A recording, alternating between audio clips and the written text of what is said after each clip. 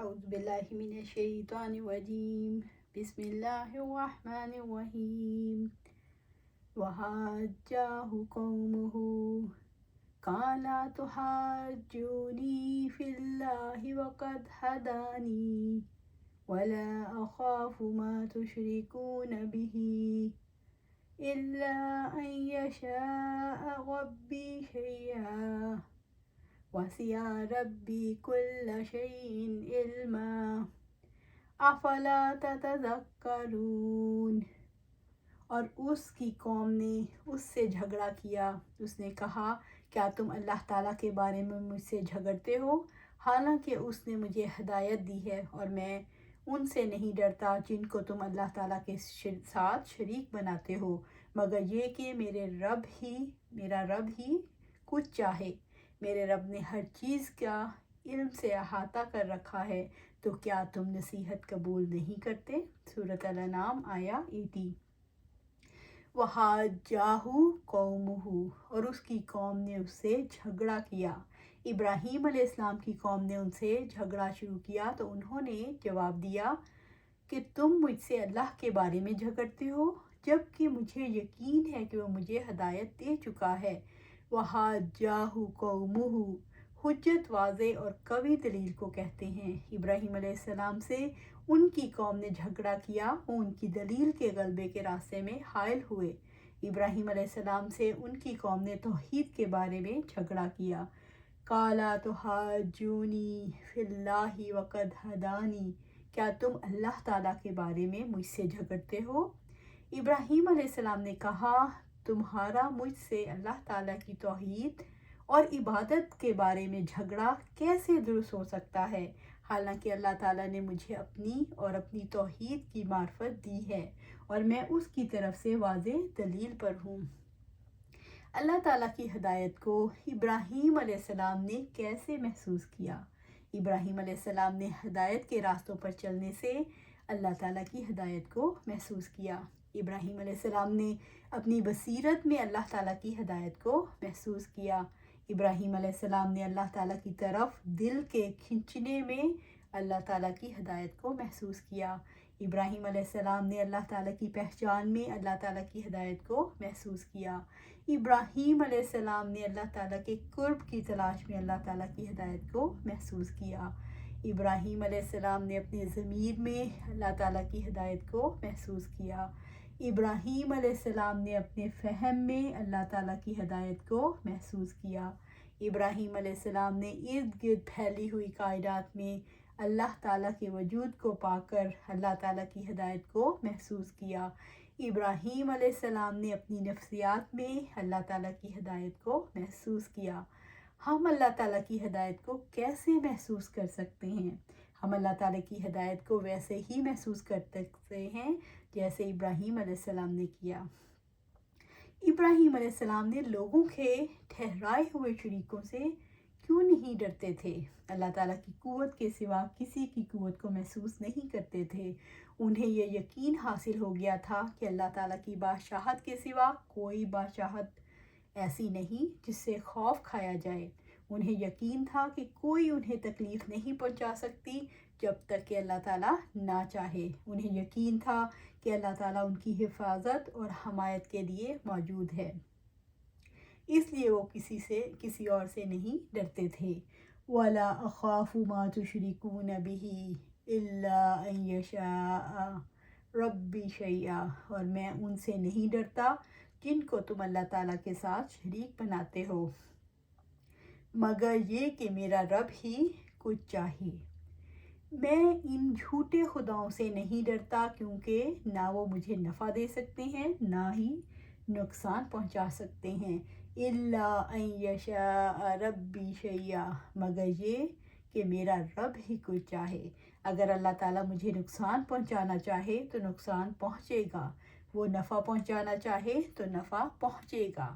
ابراہیم علیہ السلام کے دل کو یقین تھا، مگر بعض مشیت الہی کے علاوہ دو ٹوک انداز میں کیوں نہیں کہتے تھے؟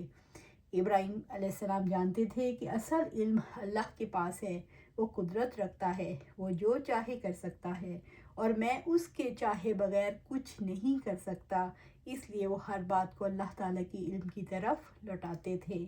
وَسِعَ رَبِّي كُلَّ شَيْءٍ عِلْمًا أَفَلَا تَتَذَكَّرُونَ، میرے رب نے ہر چیز کا علم سے احاطہ کر رکھا ہے، تو کیا تم نصیحت قبول نہیں کرتے؟ میرے رب کا علم ہر چیز کو گھیرے ہوئے ہے، اس سے کچھ بھی چھپا ہوا نہیں، پھر تم میری نصیحت کیوں نہیں مانتے؟ یعنی جو بات میں نے تمہیں سمجھا دی ہے اسے مان لو کہ یہ معبود جھوٹے ہیں، ان کے پاس کوئی اختیار نہیں، لہٰذا ان کی عبادت چھوڑ دو، اللہ تعالیٰ اکیلا ہی عبودیت کا مستحق ہے۔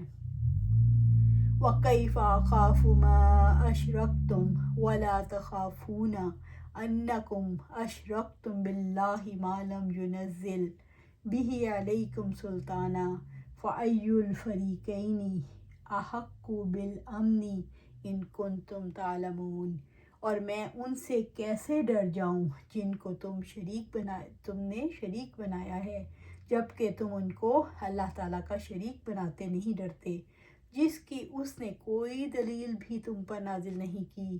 چنانچہ فریقین میں سے امن کا زیادہ مستحق کون ہے اگر تم جانتے ہو۔ سورۃ الانعام آیا 81۔ وَكَيْفَ أَخَافُ مَا أَشْرَكْتُمْ، اور میں ان سے کیسے ڈر جاؤں جن کو تم نے شریک بنایا ہے، یعنی میں باطل اور عاجز معبودوں سے کیسے ڈر جاؤں جو نہ کسی کو نقصان پہنچا سکتے ہیں اور نہ ہی نفع۔ انسان اپنے ٹھہرائے ہوئے شریکوں سے کیوں ڈرنے لگ جاتے ہیں؟ کسی شخصیت کو معبود قرار دینے کا لازمی نتیجہ یہ نکلتا ہے کہ اس کے ساتھ پراسرار قوتوں کے تصورات وابستہ ہو جاتے ہیں۔ لوگ سمجھتے ہیں اسے کائنات میں کوئی برتر مقام حاصل ہے جو دوسرے لوگوں کو حاصل نہیں۔ لوگ سمجھتے ہیں اس شخصیت کو خوش کرنے سے قسمتیں بنتی ہیں اور ناراض کرنے سے بگڑتی ہیں۔ لوگوں کو یہ اندیشہ کیوں ہوا کہ ابراہیم علیہ السلام پر وبال آئے گا؟ ابراہیم علیہ السلام کے اظہار بیزاری سے انہیں یوں لگا کہ انہوں نے گستاخی کی ہے اور اس کے نتیجے میں وبال آئے گا۔ وَلَا تَخَافُونَ أَنَّكُمْ أَشْرَكْتُمْ بِاللَّهِ مَا لَمْ يُنَزِّلْ بِهِ عَلَيْكُمْ سُلْطَانًا، جبکہ تم ان کو اللہ تعالیٰ کا شریک بناتے ہوئے نہیں ڈرتے جس کی اس نے کوئی دلیل بھی تم پر نازل نہیں کی۔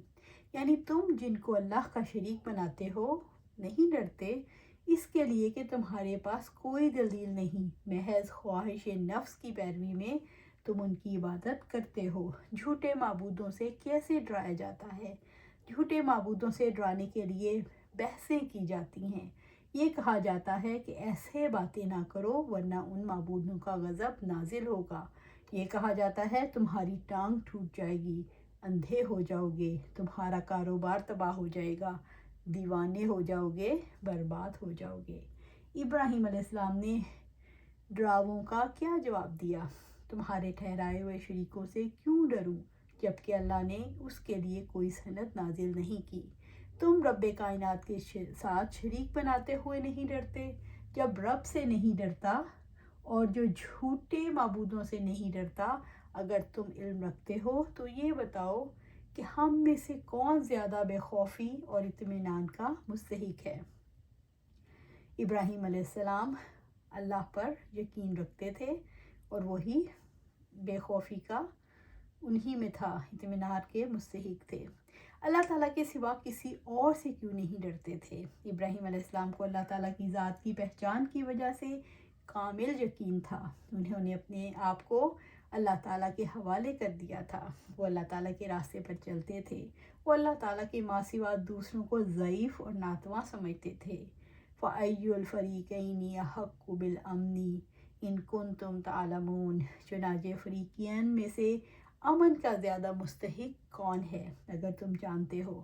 اللہ تعالیٰ نے فریقین کے درمیان فیصلہ کرتے ہوئے فرمایا، یقین میں سے امن کا زیادہ، یعنی ان فریقین میں سے امن کا زیادہ مستحق کون ہے، کیا تم جانتے ہو؟